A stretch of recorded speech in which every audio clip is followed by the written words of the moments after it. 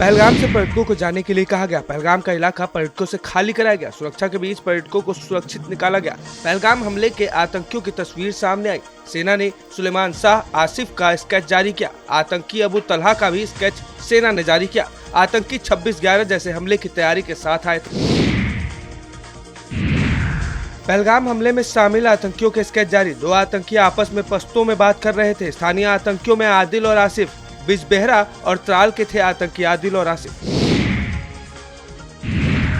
गृहमंत्री अमित शाह ने एक्स पर किया पोस्ट कर लिखा, अपनों को खोने का दर्द हर भारतीय को है। इस दुख को शब्दों में व्यक्त नहीं कर सकते। आतंकियों को बिल्कुल बख्शा नहीं जाएगा। देश को विश्वास दिलाता हूं, ये बख्शे नहीं जाएंगे। पहलगाम में आतंकी हमले से जुड़ी खबर। राज्य सरकार ने आर्थिक मदद का ऐलान किया। मृतकों के परिजनों को 10-10 लाख मुआवजा। जम्मू कश्मीर सरकार ने मदद का ऐलान किया। गंभीर घायलों को 2-2 लाख की आर्थिक मदद, मामूली घायलों को 1-1 लाख का मदद का ऐलान।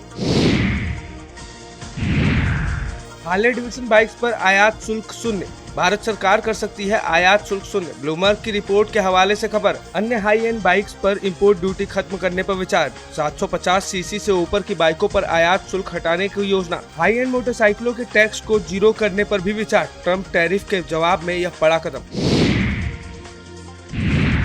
जम्मू कश्मीर के पहलगाम में आतंकी हमला। अमेरिका के राष्ट्रपति ने आतंकी हमले की निंदा की। राष्ट्रपति ट्रंप ने कहा, आतंक के खिलाफ हम भारत के साथ, मुश्किल के वक्त हम भारत के साथ। रूस के राष्ट्रपति ने आतंकी हमले की निंदा की। ईरान ने भी आतंकी हमले की निंदा की।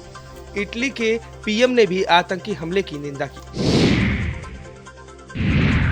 पीएम मोदी का कानपुर दौरा रद्द हुआ। आतंकी हमले के बाद प्रधानमंत्री का दौरा रद्द। आज प्रधानमंत्री मोदी को कानपुर दौरे पे जाना था। आतंकी हमले पर राजनाथ सिंह का पहला बयान। नापाक साजिश रचने वालों को छोड़ेंगे नहीं। हमले के जिम्मेदार लोगों को मिलेगा करारा जवाब। भारत को डराया नहीं जा सकता। आतंक के खिलाफ हमारी 0 टॉलरेंस की पॉलिसी। किसी भी सूरत में हम नहीं डरेंगे। आतंकियों को मुंहतोड़ जवाब देंगे। उनको बख्शा नहीं जाएगा। पहलगाम आतंकी हमले के बाद देश भर में अलर्ट। हमले के बाद यूपी समेत कई राज्यों में अलर्ट जारी। उत्तर प्रदेश में सुरक्षा एजेंसियां अलर्ट मोड पर। लखनऊ में एयरपोर्ट, स्टेशन, बस अड्डों की सुरक्षा बढ़ी। एयरपोर्ट पर यात्रियों की गहन चेकिंग शुरू। चारबाग रेलवे स्टेशन पर सुरक्षा बढ़ाई गई। यात्रियों की मेटल डिटेक्टर से हो रही जांच। आज सोने के दामों में बड़ी गिरावट आई। 2700 रुपए सस्ता हुआ 24 कैरेट गोल्ड। सोने की कीमतों में भारी गिरावट देखने को मिली। 24 कैरेट सोना 95,784 रुपए प्रति 10 ग्राम। 22 कैरेट सोना अब 87,738 रुपए प्रति 10 ग्राम। चांदी 508 रुपए की तेजी के साथ 96,115 रुपए प्रति किलो। सोने के दामों में गिरावट से आम ग्राहकों को राहत। मौसम विभाग ने जारी किया ऑरेंज अलर्ट। पूर्व से पश्चिम तक प्रदेश में पड़ेगी भीषण गर्मी। 40 जिलों में गर्म हवा संग लू चलने की चेतावनी। 13 जिलों में ऑरेंज अलर्ट जारी। जम्मू कश्मीर के पहलगाम में आतंकी हमले के बाद उत्तर प्रदेश में अलर्ट जारी किया गया। अयोध्या, काशी और मथुरा जैसे धार्मिक स्थलों पर सुरक्षा बढ़ी। संदिग्धों पर कड़ी नजर रखी जा रही है। पुलिस गश्त तेज। डीजीपी ने सभी जिलों में निगरानी बढ़ाने के निर्देश दिए। पहलगाम आतंकी हमले के बाद यूपी में अलर्ट जारी। राज्य कर्मचारियों को महंगाई भत्ता बढ़ेगा। 5वां और 6वां वेतनमान पाने वालों को लाभ। भत्ता क्रमशः 11% और 6% बढ़ाया गया। सहायता प्राप्त शिक्षण संस्थानों, शहरी स्थानीय निकाय शामिल। पूर्णकालिक कर्मचारियों, यूजीसी वेतनमान के कर्मचारी शामिल। थाईलैंड की 11 महिलाओं को भारत छोड़ने का नोटिस। ब्लैकलिस्ट किए गए सभी 11 महिलाओं के पासपोर्ट। स्पा सेंटर में पकड़ी गई 6 महिलाओं की भी होगी जांच। 13 अप्रैल को पकड़ी गई थी थाईलैंड की महिलाएं। पुलिस रिपोर्ट पर फॉरेनर्स रीजनल रजिस्ट्रेशन कार्यालय का कश्मीर में आतंकी हमले के बाद जिले में अलर्ट। आतंकी हमले के बाद अयोध्या में सुरक्षा कड़ी। अयोध्या में हाई अलर्ट जारी कर दिया गया है। सभी प्रवेश द्वारों पर सुरक्षा बलों की तैनाती। जवान पूरी तरह से मुस्तैद और चेकिंग में जुटे हैं।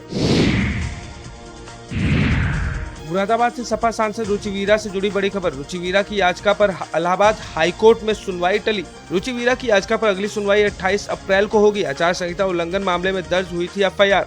कांग्रेस नेता असद खुर्शीद अनवर के खिलाफ भी दर्ज हुई थी एफआईआर। नदीम और नईम के खिलाफ भी दर्ज हुई थी एफआईआर। सभी ने अपने खिलाफ दर्ज एफआईआर को हाईकोर्ट में दी थी चुनौती। एमएलए जाहिद बेग की जमानत याचिका पर सुनवाई। हाईकोर्ट ने यूपी सरकार से 6 मई तक मांगा जवाब। प्रयागराज की नैनी सेंट्रल जेल में बंद है जाहिद बेग। जाहिद बेग के घर में नौकरानी के सुसाइड का मामला। जमानत याचिका पर इलाहाबाद हाईकोर्ट में हुई सुनवाई। मामले में सभी याचिकाओं पर एक साथ सुनवाई। 8 महीने से फरार हैं विधायक की पत्नी सीमा बेगम। 9 सितंबर 2024 को मृत मिली थी नाबालिग नौकरानी।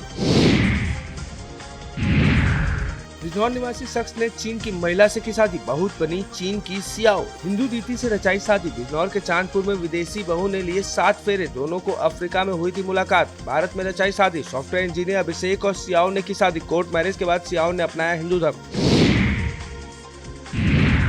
शिक्षिकाओं की आपसी तकरार, बच्चों के भविष्य से खिलवाड़। स्कूल में एक छात्रा को 100 में से 234 अंक दे दिए गए। अफसा नाम की बच्ची को 100 में से 234 अंक दिए गए। परीक्षा परिणाम 20 दिन की देरी से जारी किया गया। प्राथमिक विद्यालय बर्था कायस्थ पठेड़ कला का मामला।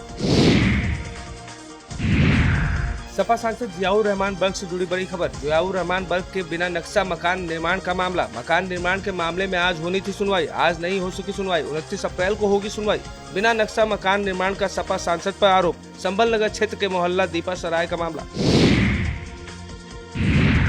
शुभम द्विवेदी के परिजनों से सीएम ने बात की। पहलगाम आतंकी हमले में शुभम की हुई मौत। सीएम योगी ने शुभम के परिवार से बात की। सीएम ने फोन पर बात कर संवेदना व्यक्त की। सीएम योगी ने शुभम की मौत पर दुख जताया।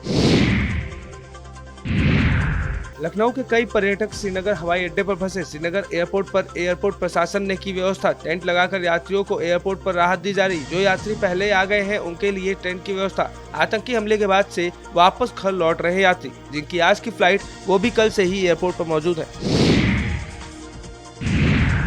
जिले में धड़ल्ले से चल रही गैस की कालाबाजारी। प्रशासनिक अधिकारियों संग पूर्ति निरीक्षक की छापेमारी। 3 भरे हुए सिलेंडर और 5 छोटे सिलेंडर बरामद। आवश्यक वस्तु अधिनियम के तहत कानूनी कार्रवाई।